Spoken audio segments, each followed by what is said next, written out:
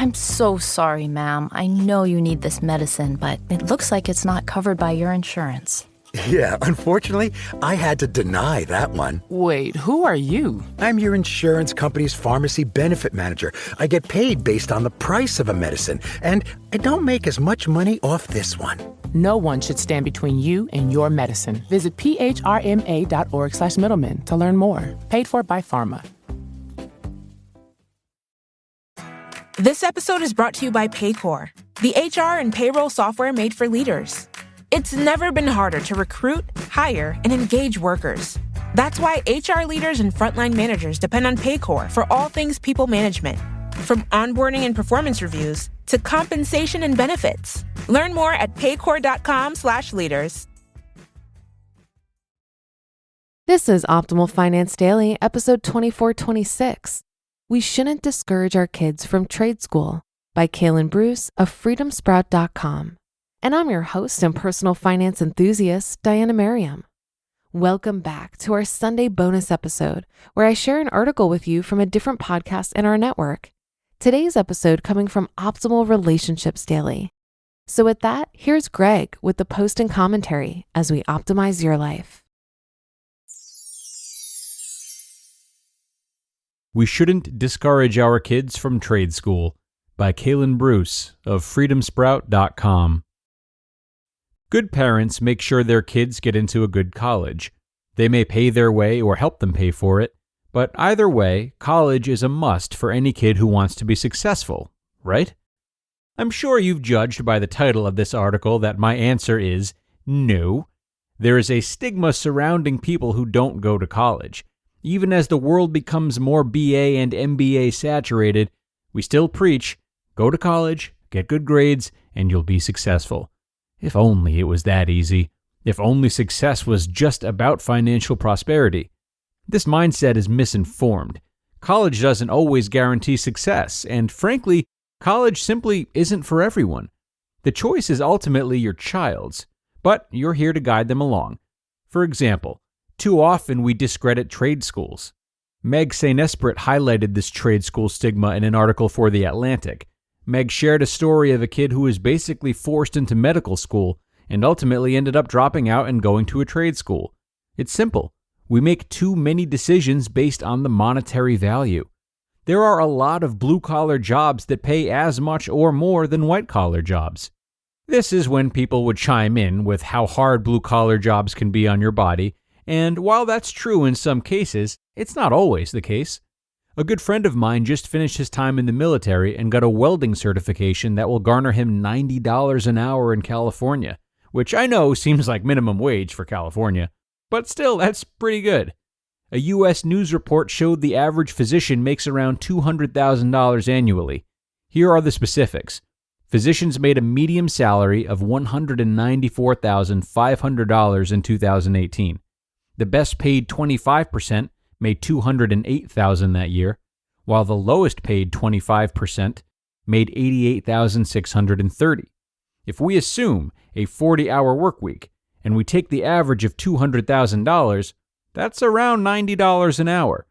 So here we have two people doing something they love, I would assume, and making the same.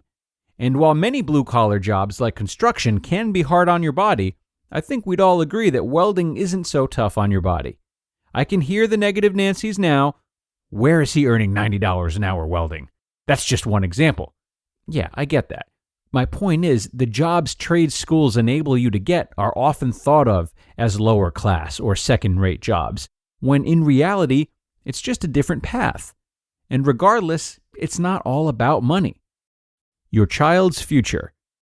I've talked about the question before, should your child go to college? I don't think college, or even trade school for that matter, is a requirement for a successful life. We want our kids to be happy and to do what they were meant to do. Your kids have a purpose, and that doesn't always mean going to college. Sure, sometimes that's exactly what it means, but we need to have intentional conversations with our kids to figure out what they really want to do, not what we want them to do. If a trade school is something your kids would excel at, encourage them to chase the dream. When you consider how much less expensive trade schools are, Generally speaking, and when considering how much more quickly they will be in the workforce, the financial upside is still looking pretty good. Forbes published an article with the top 25 two-year trade schools to get started on your research if you think your kids would be a good fit for trade schools. We can't talk about trade schools without bringing Mike Rowe, the former host of Dirty Jobs, into the conversation. He's been a huge advocate for trade schools and community colleges. Mike says, the simple truth is, quote, we're lending money we don't have to kids who can't pay it back to educate them for jobs that don't exist anymore, end quote. And he's right. Quote, my advice is don't rule out a community college or a trade school. That's what I did. I graduated at a community college, and it was the best thing I ever did. End quote. The choice is theirs. Whether your child wants to become a doctor, lawyer, welder, graphic designer, or any other career path, it's up to them in the end.